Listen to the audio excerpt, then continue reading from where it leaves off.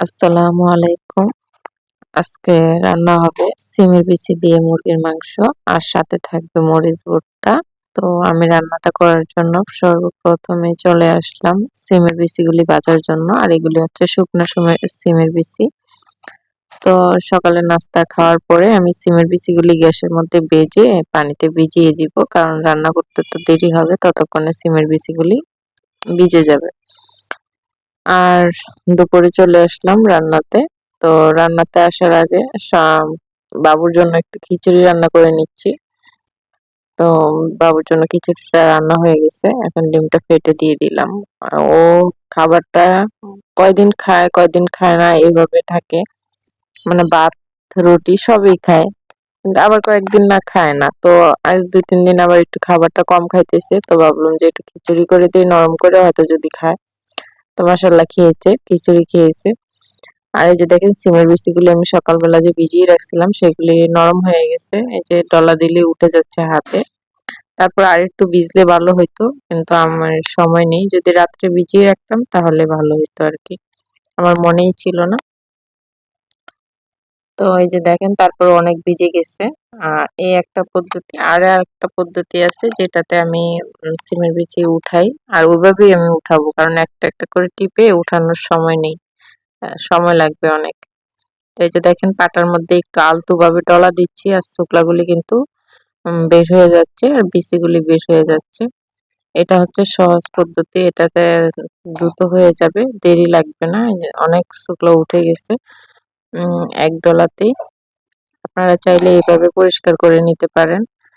আর এটা ভাজার পরে যদি আমি শুকনা ভাজতে যেতাম না, তাহলে দানাগুলি ভেঙে যায়। এই জন্য আমি আর ওইভাবে ভাজি না, আমি একটু ভিজিয়ে রেখি, ভিজিয়ে রেখে তারপরে এই যে এইভাবে পাটাতে ডলা দিলে তখন আর বিচিগুলি ভাঙে না, আর এইভাবে তাড়াতাড়িও হয়। আমার কিন্তু প্রায় শেষ হয়ে গেছে, এখন আমি বিচিগুলি উঠিয়ে নিচ্ছি আর কি। আর এই বিচিগুলি যখন ধুইবো তখন উপরে থেকে শুকলাগুলি চলে যাবে আর নিচে দানাগুলি থেকে যাবে। এই যে দেখেন কি সুন্দর পরিষ্কার হয়ে গেছে সবগুলি দানা। আর এটা পরিষ্কার হইতে সময়ও লাগবে না, এখন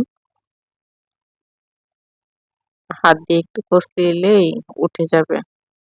দেখেন শুকলা কিন্তু উঠেই গেছে, অর্ধেকের বেশি। শুকলাগুলো উঠে যাক, আর ততক্ষণে আপনাদের কাছে পুরাতন একটি কথা বলি, যেটা না বললেই হয় না। সেটা হচ্ছে, যদি আমার চ্যানেলটি ভালো লাগে অবশ্যই সাবস্ক্রাইব করে আমার পাশে থাকবেন, যারা নতুন আছেন। আর যারা অলরেডি এই কাজটি করেছেন তাদেরকে তো অসংখ্য ধন্যবাদ। তো আমার ভিডিওটি ভালো লাগলে, যদি এরকম ভিডিও ভালো লাগে, তাহলে অবশ্যই কমেন্টের মধ্যে জানাবেন, লাইক কমেন্ট সাবস্ক্রাইব করে দিবেন, আপনার মতামত জানাবেন। তো দেখেন আমি কিন্তু এগুলি নিয়ে পুকুরে চলে আসলাম, আর এই যে এভাবে মানে উপর থেকে একটু পানি দিয়ে দিলেই কিন্তু শুকলাগুলি সরে যাচ্ছে। তো একটা দুইটা দানাও পড়ে যাচ্ছে, তো ভাবলাম যে হাজির মধ্যে নিই, তারপর আর এগুলি উপরে ফেলে দিব। তো আমি এইভাবে কিন্তু এগুলি পরিষ্কার করে নিচ্ছি। আর পুকুরের পানি কিন্তু কমে গেছে, এই পাটাটা একদম ভরা ছিল, পা ভিজে যেত। এখন এক সাইড উঠে গেছে, আর একটু উঠলে আমার পাটা মানে ভিজবে না। এখন কাজ করতে আসলে সব সময় পা ভিজে যায়, মানে পাটা ভিজাই রাখতে হয় আর কি, এরকম। তো পাটা না ভিজলে ভালো লাগে, সারাক্ষণ পা ভিজে গেলে কাজ করতে ভালো লাগে না। আর আর 1-2 আঙ্গুল কমে গেলেই আর কষ্ট হবে না। তো যাই হোক, পুকুরের পানি কিন্তু ভরা এখন। বর্ষার সিজনে পুকুরে কাজ করতে ভালো লাগে। আর এখন তো বৃষ্টি নেই, আর 2 দিন ধরে বৃষ্টি নেই, হয়তোবা এখন আরো কমে যাবে পানি। উম তো এই যে দেখুন আমার কিন্তু বিচিগুলি পরিষ্কার হয়ে গেছে, একদম মানে বিচি একদম নাই বললেই চলে, শুকলা একদম পরিষ্কার হয়ে গেছে। আর এখন এগুলিকে আমি একটু প্রেসার কুকারে দিয়ে সিদ্ধ করে নিব, কারণ সিমের বিচি সিদ্ধ হইতে সময় লাগবে। তো একটু কুকারে দিয়ে দিলে তাড়াতাড়ি হয়ে যাবে। আর এর মধ্যে কিন্তু আমি ভাত রান্না করে নিয়েছি, বাবুর খিচুড়ি তো হয়ে গেছে। তো এখন এটা সিদ্ধ বসিয়ে দিয়ে আমি মশলা বেটে নিব, কারণ এক হাতে কাজ করি, একটা করতে করতে আরেকটা করতে হয়। তো এটা এখান দিয়ে সিদ্ধ হয়ে যাক। আর এই যে চুলাটা দেখছেন, এদিকে একটা ফাঁকা ছিল, কিন্তু এটা আমি কালকে যখন রান্না করছি না, তখন দেখলাম যে এদিকে যখন আমি লাড়ালাড়ি করি তখন আমার হাতের মধ্যে আগুনের তাপ লাগে, কষ্ট হয়। তো আমি এটা কিন্তু বন্ধ করে দিছি। এই সাইডটা, ওই সাইডে ২ টা রেখেছি। ওই ২ টা দিয়ে এখন ধোঁয়া বের হয়। তো বিচিটাও আমার সিদ্ধ হয়ে গেছে। আর অফ ক্যামেরায় আমি মসলাটাও বেটে নিয়েছি, কষাইতে বসিয়ে দিয়েছি। সবকিছু তো আর দেখাইতে পারতেছি না। ভিডিওটি অনেক লং হয়ে যায়। তো এই যে দেখুন এখন কিন্তু আমি মসলাটা বসিয়ে দিলাম, কষাচ্ছি। বিচিটাও ভালোই সিদ্ধ হয়েছে। মসলাটা আমি এখন ভালো করে কষিয়ে মাংসটাও দিয়ে দিব। আর মাংসটা যখন ভালো করে কষে হবে, এখানে হচ্ছে মাংস দিই নাই, এখানে হচ্ছে গলা, তারপরে হাত পা মুরগির, এগুলি দিয়ে আমি বিচি দিয়ে রান্না করব, সিমের বিচিটা দিয়ে। এগুলি দিয়ে রান্না করলে না সিমের বিচি অনেক মজা হয় রান্নাটা। আর এটা আমার ছেলে বলছে এইভাবে রান্না করতে, ও নাকি খাবে। আমি জানতাম যে হয়তোবা পছন্দ করবে না।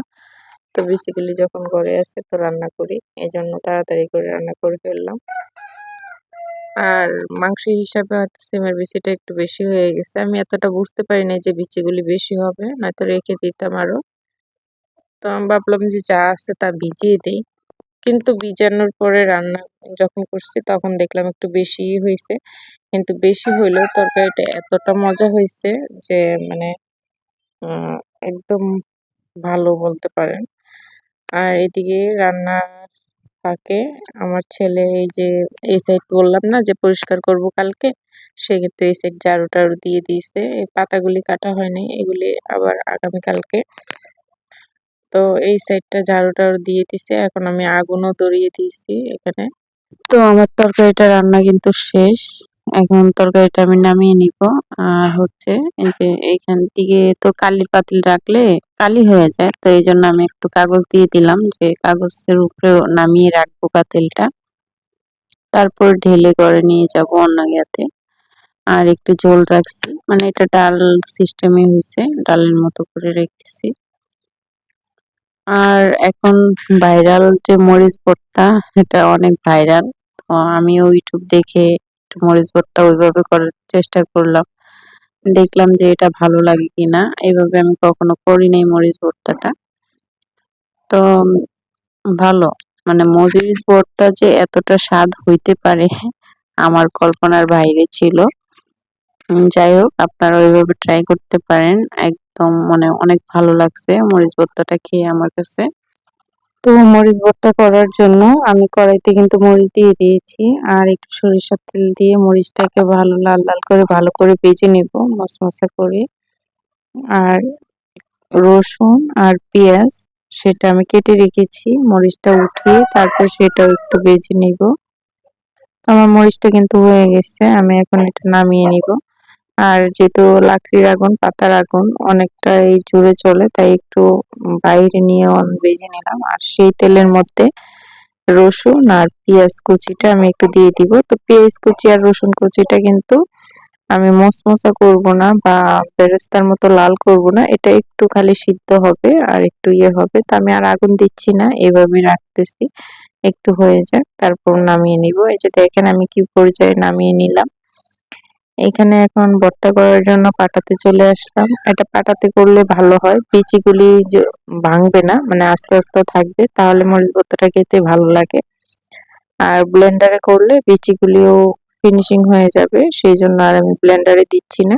আর মরিচ ভর্তাটা করার কারণ হচ্ছে আমি তো ওই যে তরকারি রান্না করলাম সেখানে জাল বেশি দেই নাই। আরো হচ্ছে সিমের বিচি মিষ্টি তরকারি, এমনিতে আমি সিমের বিচিটা কিন্তু পছন্দ করি না। তো তারপর আমি আজকে খেয়েছি, খুব ভালোই লাগলো। প্রথম খাইলাম সিমের বিচির তরকারি। তো এইজন্য আমি মরিচ ভর্তাটা মূলত করছি যে একটু ঝাল না হলে তো হবে না। আজকের যে তরকারি সেই তরকারিতে ভাত খাওয়া যাবে না। এইজন্যই আমার মরিচ ভর্তাটা করা। উম আমি আবার একটু ঝাল পছন্দ করি। ঝাল ছাড়া চলে না। কিন্তু বাচ্চাদের জন্য ঝাল দিতে পারি না তরকারিতে এখন। এই হচ্ছে সমস্যা। দেখেন আমি কিন্তু ফিনিশিং করতেছি না বেশি। এটা একটু আধা ভাঙ্গা থাকবে ভর্তাটা। আর এখানে কাঁচা পেঁয়াজ ব্যবহার করব না। কাঁচা পেঁয়াজ দিলে মানে ভর্তাটা নষ্ট হয়ে যাবে তাড়াতাড়ি। এজন্য ভাজা পেঁয়াজ দিয়েছি, রসুন দিয়েছি। এই ভর্তাটা কিন্তু নষ্ট হবে না। চাইলে নরমাল ফ্রিজে বা এমনিতে রেখেও ২-১ দিন খাওয়া যাবে। কোনো সমস্যা নেই।